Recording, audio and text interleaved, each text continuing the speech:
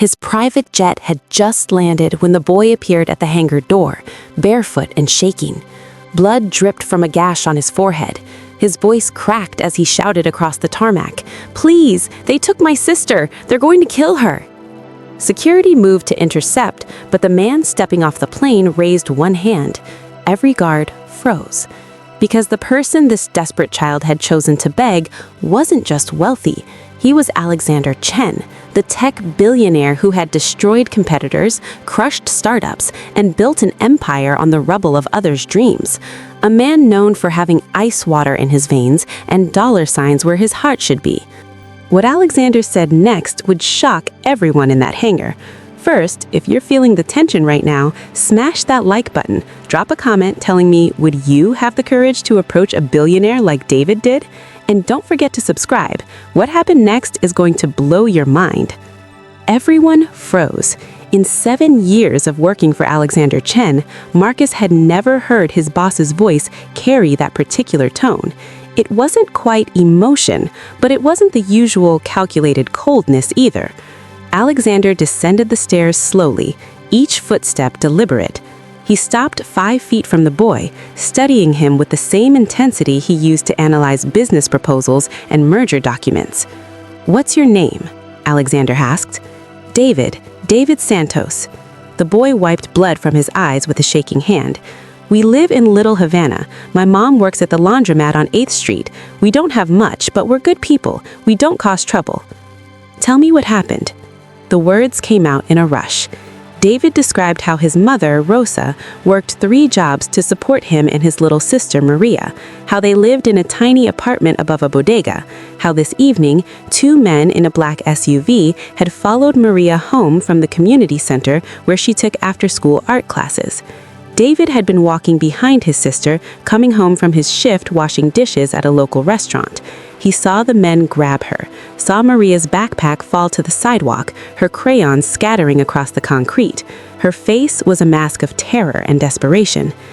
3 security guards converged on the boy's position, hands reaching for their weapons. This was a breach of protocol, an unacceptable security risk. Alexander Chen was worth billions. People had tried to kidnap, blackmail, and harm him before. Every unexpected person was a potential threat. But before anyone could reach him, the boy was screaming, "Mr. Chen, please, you have to help. They took my sister. She's only 6. They're going to kill her if we don't pay them." The hangar fell silent except for the cooling engines of the Gulf Stream. Alexander stood at the top of the stairs, his tailored suit immaculate, his expression unreadable. Every eye in that hangar watched to see what the notorious Ice King would do when confronted with the child's desperation. The boy's eyes locked onto Alexander's. Despite the fear, despite the blood running down his face, despite being surrounded by armed security, the child didn't look away. "I know who you are," the boy said, steadier now.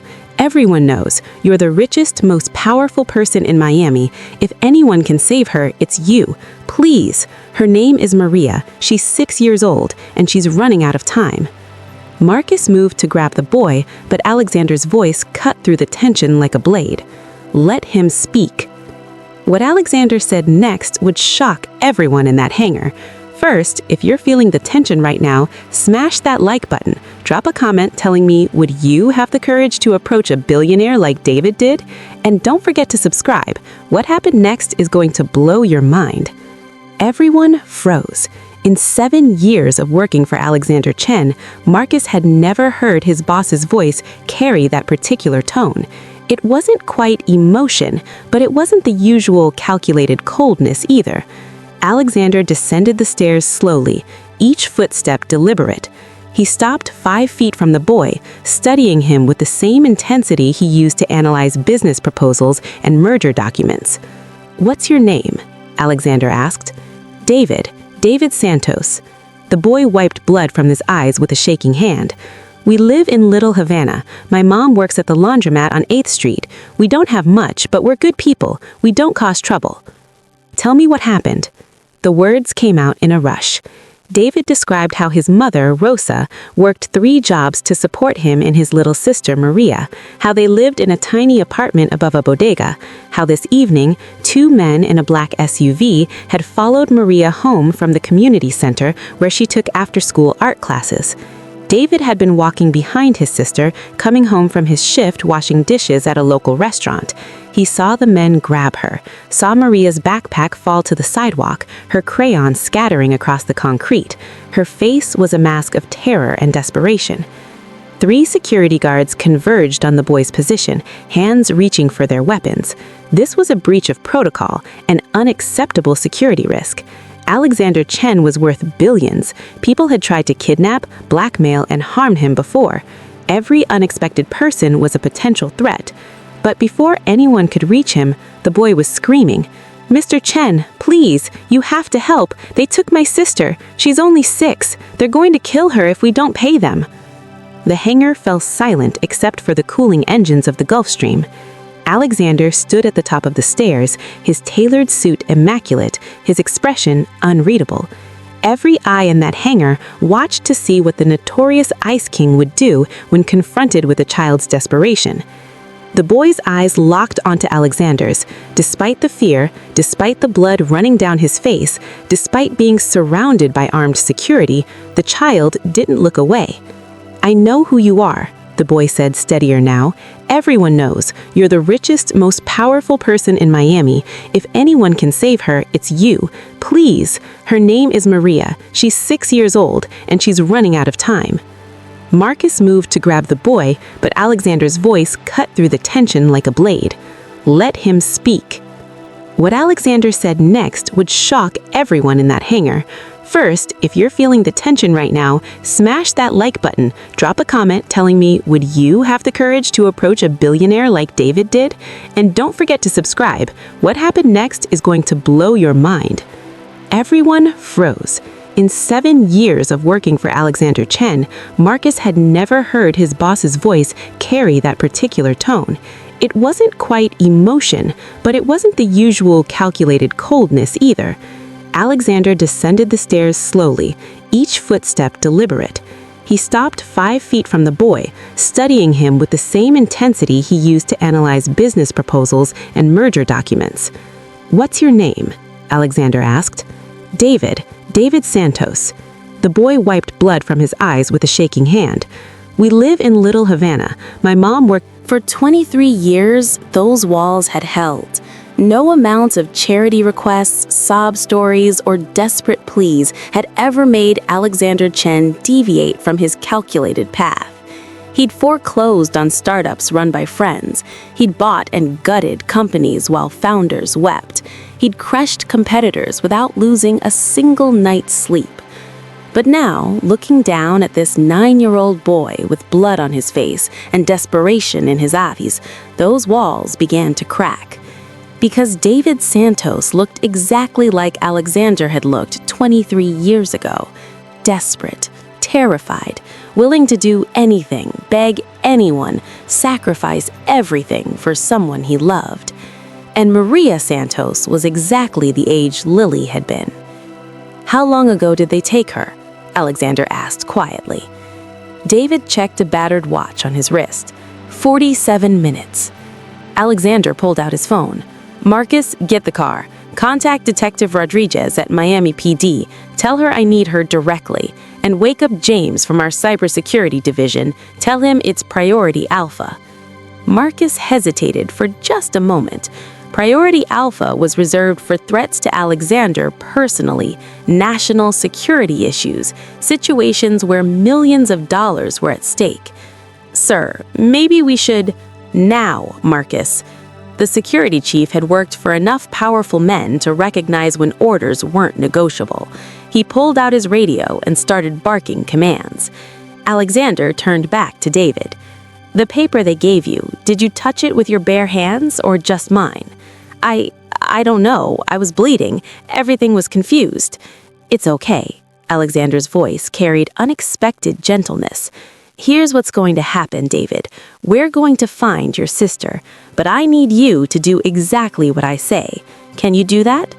The boy nodded so vigorously his whole body shook. "First, we're going to clean that cut on your head. My plane has a medical kit.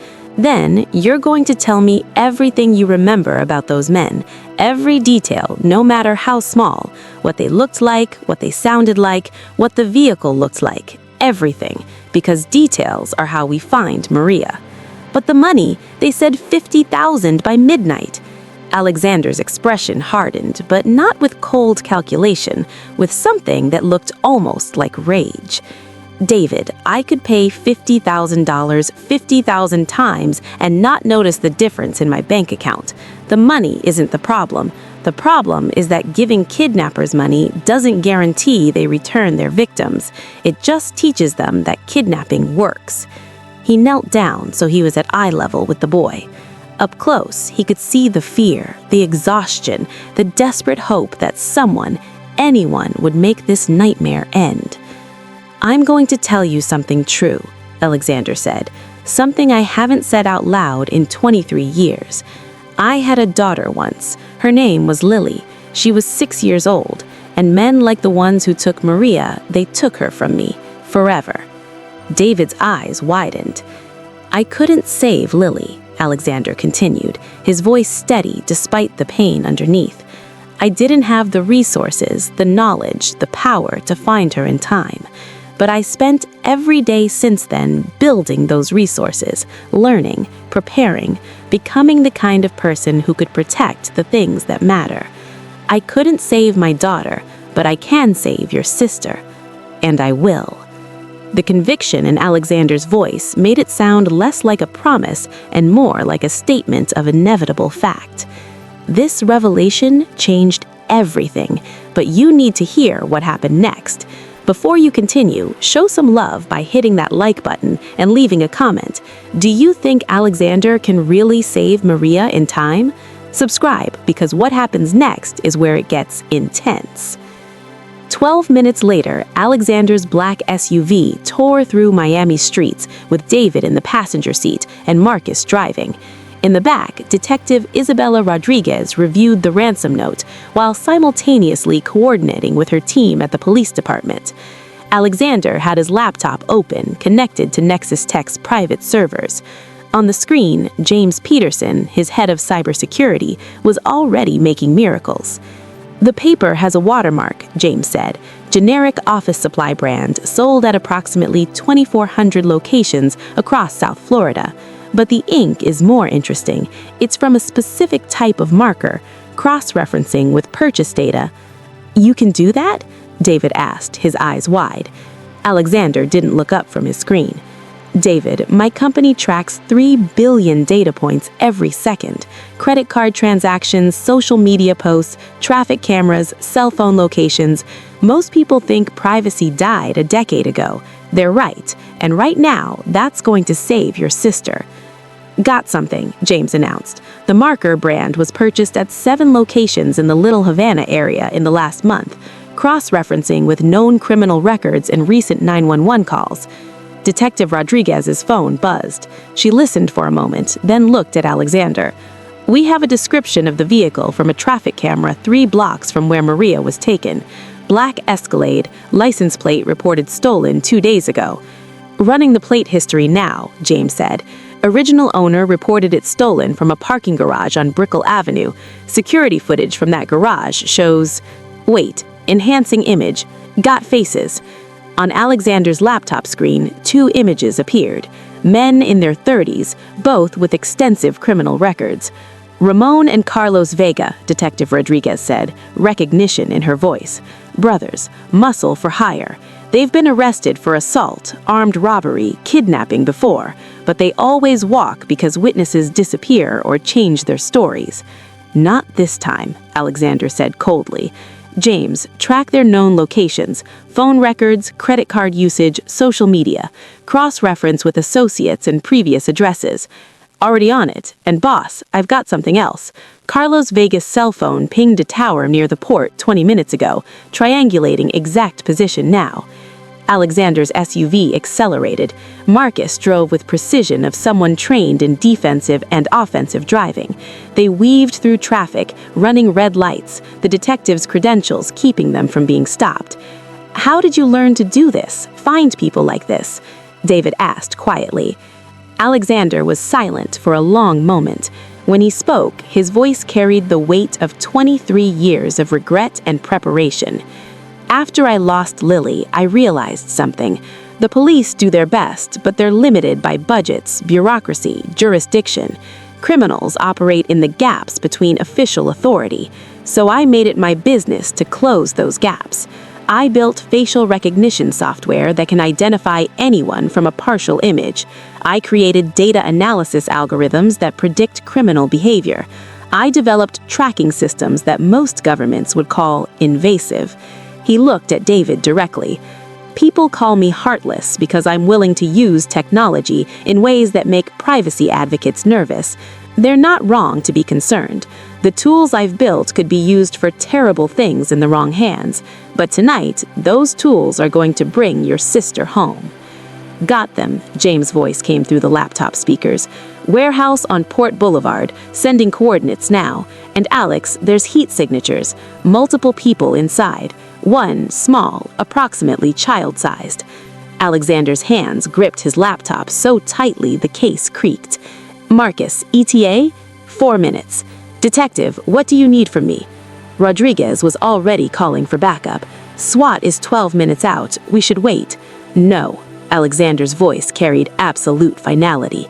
"Every minute we wait is a minute they could hurt her, or move her, or worse. The clock is ticking and Maria's life hangs in the balance. If this is keeping you on the edge of your seat, please hit that like button right now. Comment below, should Alexander wait for SWAT or go in now? Your answer might surprise you. Subscribe, because what happens next is where everything explodes. "Mr. Chen, I understand your urgency, but rushing in could get the girl killed." Alexander turned to look at the detective. In his eyes, she saw something that made her stop arguing.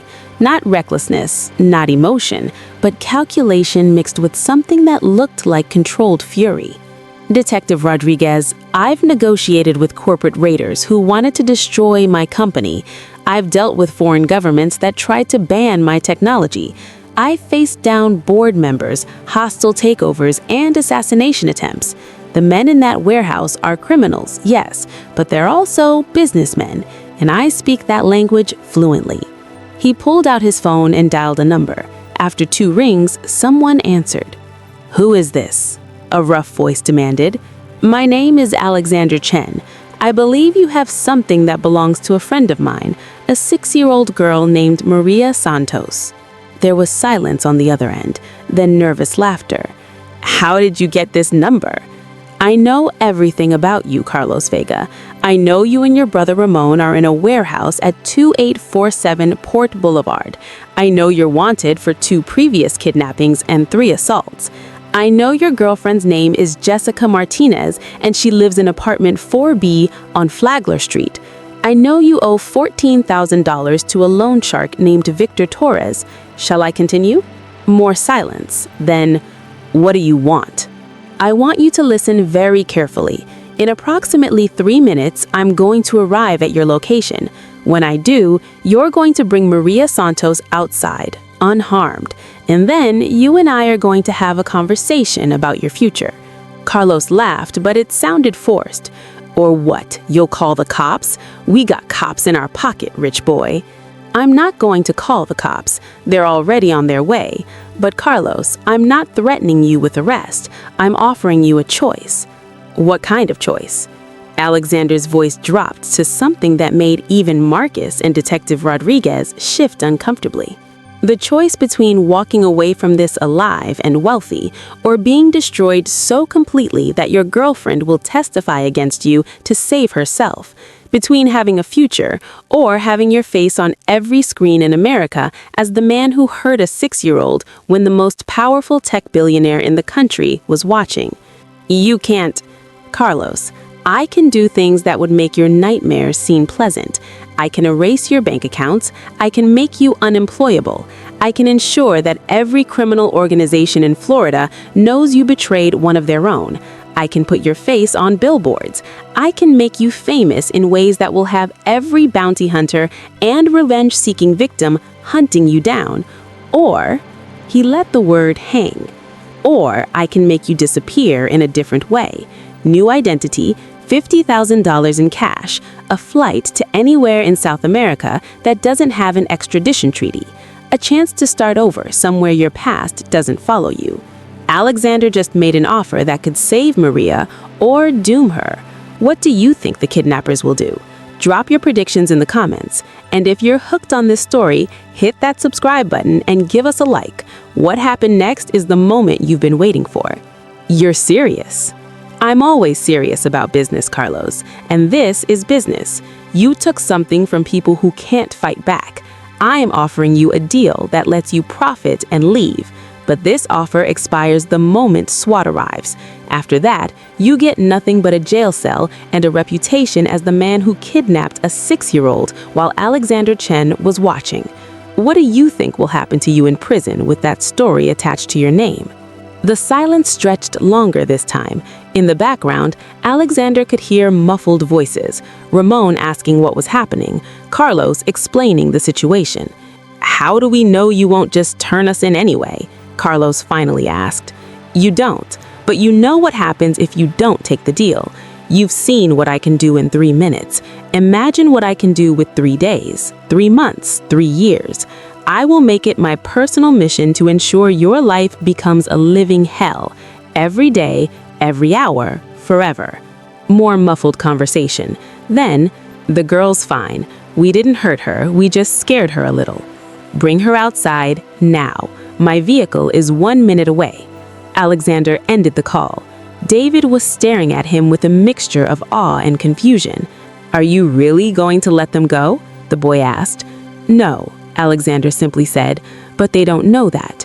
Detective Rodriguez will arrest them the moment Maria is safe, but right now we need them to believe they have an out. Desperate people do desperate things. People who think they have options make better choices." Marcus pulled the SUV to a stop half a block from the warehouse. In the distance, sirens wailed as backup approached, but Alexander was already stepping out of the vehicle. "Stay here," he told David. "But I promised I'd bring your sister back. Let me keep that promise." Alexander walked toward the warehouse with Detective Rodriguez beside him, her weapon drawn but held low. Marcus followed 3 steps behind him, his own gun ready. The warehouse's main door opened slowly. Ramon Vega stepped out first, looking around nervously. Behind him came Carlos, and in Carlos's arms was a little girl with dark pigtails and a tear-stained face, Maria. She was crying but appeared unharmed. Her dress was dirty but not torn. She had a few scrapes on her knees, probably from being grabbed, but no obvious injuries. "Bring her here," Alexander called out. Carlos hesitated. "The money first." Alexander reached into his jacket and pulled out a bank envelope. Inside were 50 $1,000 bills, withdrawn from an ATM on the way. He held it up so Carlos could see. Money for the girl. That was the deal. Carlos nudged his brother forward. Ramon carried Maria towards them, each step careful and measured. When he was within 10 feet, Alexander threw the envelope at his feet. "Take it and go." Ramon bent to grab the money. The moment his attention was diverted, Detective Rodriguez moved with trained precision. Her weapon came up, pointed at Ramon's center mass. "Miami PD, on the ground, now." Behind them, 3 police cars screeched to a stop. SWAT officers poured out, surrounding the warehouse. Carlos turned to run, but found Marcus blocking his path, a gun pointed at his chest. "You lied!" Carlos screamed at Alexander. "You said—" "I said you had a choice," Alexander replied calmly. "You chose to kidnap a 6-year-old girl. You chose to extort her family. You chose to traumatize a child for money. Those were your choices, Carlos. This is mine." Maria had been set down when the police arrived. She stood frozen, crying, clearly terrified. Alexander knelt down and opened his arms. "Maria, it's okay. Your brother David is here. You're safe now." The little girl's eyes went wide. "David? Where's David?" "Right there, sweetheart." Alexander pointed to where David had gotten out of the SUV and was running toward them. The boy's face was pure relief and joy as he scooped his little sister into his arms. "I thought you were gone," David sobbed into Maria's hair. "I thought I'd never see you again." "The bad men were scary," Maria cried, "but they didn't hurt me. They said we were waiting for money. I was so scared, David. I want Mama." "We'll find Mama," David promised. "We'll go home. Everything's going to be okay." I'm not crying. You're crying. If this reunion hits you right in the feels, please hit that like button and share this story with someone who needs to see it. Comment hero if you think Alexander did the right thing. But wait, the next chapter reveals something nobody expected. You need to subscribe to see what happens next. Alexander stood up, watching the reunion. Detective Rodriguez approached him, her expression complicated.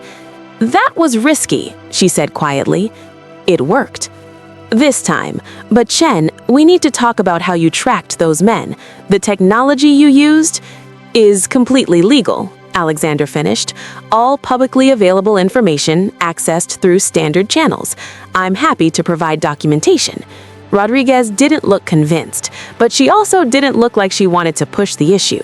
"The Vega brothers are going to prison for a long time. We'll get statements from the kids, process the evidence. This time they won't walk." "See that they don't," Alexander said. "And detective, when you interrogate them, ask about other victims. David heard them mention the last one. There are other families out there waiting for answers." Rodriguez nodded grimly. "We'll dig into it." As the police loaded the Vega brothers into separate vehicles, David approached Alexander. Maria clung to her brother's hand, her face still wet with tears, but no longer terrified. "Mr. Chen, I can't. How do I thank you for this?" Alexander looked at the two children, these survivors of a nightmare that ended better than his own had 23 years ago. For the first time in decades, he felt something crack open inside his chest. Not quite warmth, but not ice either. "You don't," Alexander said simply. "You take care of your sister, you finish school, you live a good life. That's all the thanks I need." "But the money you spent..." "David, I spend more money than that on my morning coffee habit. The money is irrelevant. What matters is that Maria is safe. What matters is that you had the courage to ask for help when you needed it." Maria tugged on David's sleeve, then whispered something in his ear. David smiled through his tears. "She wants to know if you're a superhero." Alexander almost smiled. Almost. "No, sweetheart, I'm not a superhero. I'm just someone who remembered what it's like to be helpless and decided to do something about it." But this isn't where the story ends. It's where it transforms. If you think this is powerful, wait until you see what happened next. Hit that like button if Alexander's words just gave you chills. Comment, "Not all heroes wear capes," if this moved you. Subscribe now because what comes next will restore your faith in humanity. 3 months later, Alexander Chen stood in a community center in Little Havana, watching as Maria Santos showed him her latest crayon drawing. It was a picture of a man in a suit standing next to 2 children, all of them smiling under a rainbow. "That's you," Maria explained, pointing to the suited figure. "You saved me. Mama says we're your guardian angel." Rosa Santos, the children's mother, approached with coffee. She worked at the laundromat next door, but lately she'd been spending her lunch breaks at the community center where Nexotech had recently funded a new after-school program. "You didn't have to do all this," Rosa said quietly, gesturing to the renovated building, the new computers, the expanded programs that now served 200 local children. "I didn't do it for gratitude," Alexander replied. "I did it because David reminded me of something I'd forgotten, that having power means nothing if you don't use it for something that matters." Rosa studied him for a moment. "The news says you've started a foundation for families of missing children." "The Lily Chen Foundation," Alexander confirmed. "We're partnering with law enforcement agencies nationwide, providing technology, resources, funding, making sure what happened to my daughter happens to fewer families. And what happened to David and Maria never happens at all," Rosa suggested. "That's the goal." David approached Alexander, carrying a basketball. At Alexander's insistence and financial support, he'd gone back to school. His grades were improving, he'd joined the basketball team, he was starting to look like a kid again instead of a 9-year-old carrying the weight of the world. "Mr. Chen, are you staying for the game? We're playing the team from Coral Gables." Alexander checked his watch. He had a board meeting in 2 hours, a video conference with Tokyo in 4, a product launch to review before end of business. "I'll stay for the first quarter." David's grin was worth more than any acquisition. As Alexander sat in the bleachers watching children play basketball, his phone buzzed with notifications, stock prices, meeting reminders, urgent emails requiring decisions. But for the first time in 23 years, Alexander didn't immediately respond to every alert. He sat there, present, watching a boy who'd been brave enough to ask for help, now brave enough to take a shot and miss and try again. His phone buzzed again. This time, it was a text from Detective Rodriguez. "Just closed 3 cold cases based on evidence from the Vega interrogations. 5 families getting closure. Thank you." Alexander typed back, "Just doing business." But he knew it wasn't just business anymore. Somewhere between a desperate boy on a tarmac and a little girl's crayon drawing, Alexander Chen had rediscovered something he thought he'd lost forever. Purpose. The transformation is complete, but the final chapter will bring tears to your eyes. If you've made it this far, you're part of something special. Hit that like button and subscribe. You deserve to see how this incredible story concludes. Comment purpose if you believe everyone can find their reason to change. The story spread across social media like wildfire. Ice King melts for missing girl. Billionaire saves child, starts foundation. Tech giant becomes real-life superhero. But the people who knew the real story, David, Maria, Rosa, Detective Rodriguez, they knew the truth the headlines missed. It wasn't about a billionaire saving a child. It was about a child saving a billionaire by showing him that even the coldest heart could remember how to feel. That even the most powerful person could choose compassion over calculation. That sometimes the smallest voices carry the greatest power to change everything. 6 months after that night, the Lily Chen Foundation had partnered with 73 law enforcement agencies. They'd helped solve 42 cold cases. They'd prevented 8 kidnappings through predictive analytics and rapid response systems. They'd brought 19 children home. And Alexander Chen, the man Forbes still called the Ice King, spent every Tuesday evening at the Little Havana Community Center, sometimes reviewing homework, sometimes coaching basketball, sometimes just sitting on the bleachers watching children play, remembering his own daughter, honoring her memory by protecting others. Because Maria was right, he wasn't a superhero, but he was proof that even people who build walls around their hearts can choose to tear them down. That power without purpose is just noise, and that sometimes the smallest hands reaching for help can pull you back from the darkness you didn't even know you were drowning in. This story proves that courage comes in all sizes, and it's never too late to choose compassion. If this journey moved you, transformed you, or gave you hope, please smash that like button. Let's get this story to 100K likes. Subscribe and hit the notification bell. More incredible true stories coming. Share this video. Someone in your life needs to see this today. Comment below, tell me what really touched you most. Thank you for being here and believing that humanity still exists in the darkest places. You're part of something bigger than just watching a video. You're part of a community that believes in second chances and the power of compassion.